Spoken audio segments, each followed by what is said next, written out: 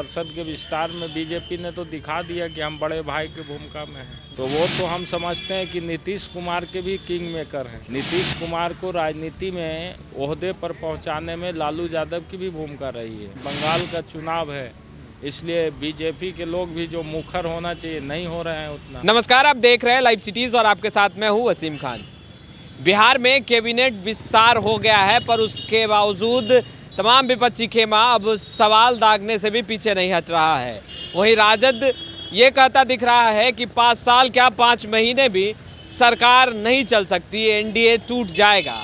वहीं राजद के विधायक राकेश रोशन से जब हमने बातचीत की तो उन्होंने साफ तौर पर कहा कि जो सवाल उठाए जा रहे हैं वो बिल्कुल सही है, क्योंकि बिहार में जो कैबिनेट विस्तार हुआ है बंगाल चुनाव के बाद एनडीए टूट जाएगा। साथ ही साथ यह भी कहते नजर आए कि लालू यादव किंग मेकर हैं नीतीश कुमार के, उन्होंने ही राजनीति में सफलता दिलाई है। क्या कुछ कह रहे हैं राजद विधायक राकेश रोशन, जरा आप वो सुनिए। देखिए, ये तो मजबूरी का एडजस्टमेंट है, क्योंकि कोई विकल्प नहीं है बीजेपी के पास और ना अभी नीतीश कुमार के पास।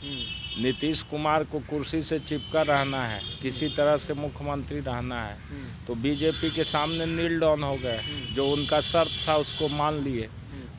इस वजह से मंत्रिपरिषद का विस्तार हुआ है और इस मंत्रिपरिषद के विस्तार में बीजेपी ने तो दिखा दिया कि हम बड़े भाई की भूमिका में हैं। तो बड़े भाई की भूमिका में है वो नीतीश कुमार अल्पमत में रह कर के मुख्यमंत्री हैं, इसलिए बीजेपी के साथ उनको चलना पड़ेगा मुख्यमंत्री रहना है। आप लोगों पे कटाक्ष करते हुए एनडीए के नेता कह रहे हैं कि आप लोग क्या कहेंगे, महागठबंधन के नेता क्या कहेंगे, जिनके नेता कुछ जेल में पड़े।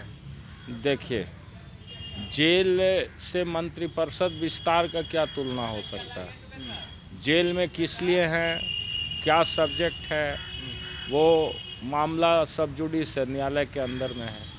न्यायालय उस पर विचार कर रही है, उस पर कोई भी टीका टिप्पणी करना तो उचित नहीं है अभी।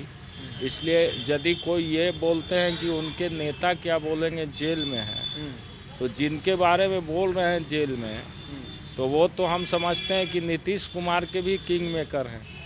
नीतीश कुमार को राजनीति में ओहदे पर पहुंचाने में लालू यादव की भी भूमिका रही है, क्योंकि लालू यादव इस देश के एक ऐसे नेता हैं जिन्होंने गरीबों और दलितों के मान सम्मान की लड़ाई लड़ी, उनको हक और उनको आवाज़ दिया।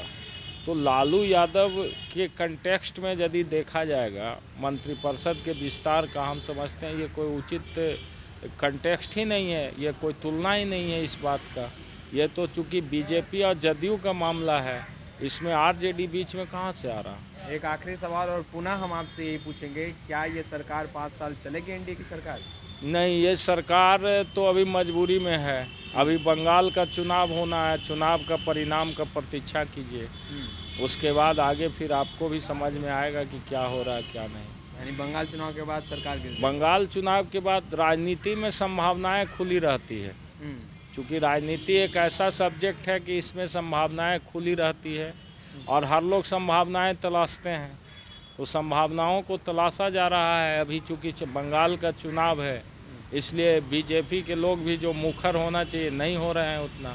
हमको समझ में है कि बंगाल के चुनाव के बाद बिहार में राजनीतिक परिस्थितियां बदल सकती है। तो आपने सुन लिया, साफ तौर पर राकेश रोशन ये कहते दिखाई दे रहे थे कि लालू यादव ने सफलता दिलाई है मुख्यमंत्री नीतीश कुमार को और कहीं ना कहीं किंग मेकर हैं।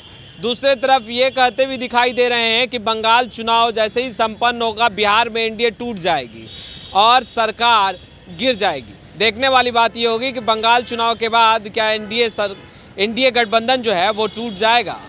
तमाम तस्वीरों से लगातार हम अपडेट भी करते रहेंगे। तो आपने हमारे चैनल को सब्सक्राइब नहीं किया है तो तुरंत सब्सक्राइब कर ले। आपका बहुत बहुत शुक्रिया।